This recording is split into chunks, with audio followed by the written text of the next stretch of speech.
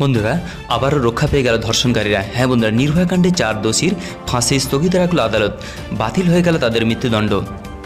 তো ফ্রেন্ড, আজকে আমরা এটাই জেনে নেবো যে কেন তাদের ফাঁসি দেওয়া হলো না এবং তাদের কেন ফাঁসি থেকে তারা মুক্তি পেয়ে গেল। আজকে থাকবে সেটাই আলোচনার বিষয়। তখন অবশ্যই ভিডিওটি প্রথম থেকে লাস্ট পর্যন্ত দেখবেন এবং বেশি বেশি করে শেয়ার করে সবাইকে জানিয়ে দেবেন।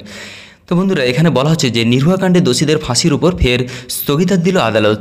আগামীকাল নির্ভয়া কাণ্ডে দোষীদের ফাঁসি হচ্ছে না এবং পরবর্তী নির্দেশ না আসা পর্যন্ত ফাঁসি স্থগিত রাখা হয়েছে বলে জানানো হলো।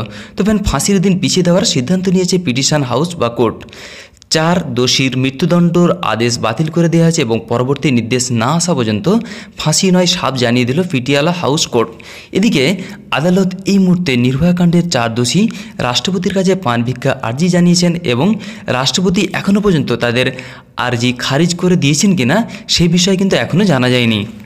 তো বন্ধুরা, সেই বিষয়ে আদালতের কোনো তথ্য না আসায় ফাঁসির দিন পিছিয়ে দেওয়ার সিদ্ধান্ত নিয়েছে বলে সূত্রে খবর। এদিকে আরও বলা হচ্ছে, উপর নির্মম অত্যাচার চালিয়ে গণধর্ষণের সময় যে নাবালক ছিল বলে দাবি করেছে পবন, কিন্তু আজ পবনের সেই আর্জি খারিজ করে দেওয়া হয়েছে। তো বন্ধুরা, সকালে নির্ভয়া ধর্ষণের ফাঁসি দেওয়ার সিদ্ধান্ত নেওয়া হয়েছিল, কিন্তু ফাঁসুরদের তাদেরকে তেহার জেলেও নিয়ে আসা হয়েছিল, কিন্তু কেন্দ্রের বাজেট পেশের দিনই গোটা দেশ তাদের ফাঁসির অপেক্ষায় ছিল, কিন্তু শেষ পর্যন্ত ভেস্তে গেল তাদের এই সমস্ত প্রস্তুতি। আজ দিল্লির আদালতের তরফ থেকে ফাঁসির নির্দেশ আপাতত স্থগিত রাখার নির্দেশ দিয়েছে এবং পরবর্তী নির্দেশ না আসা পর্যন্ত ফাঁসি হবে না বলে জানিয়ে দিয়েছে আদালত। এই নিয়ে দ্বিতীয়বারের জন্য পিছিয়ে গেল তাদের ফাঁসি, আপাতত মুক্ত পেয়ে গেল এই ধর্ষণকারীরা।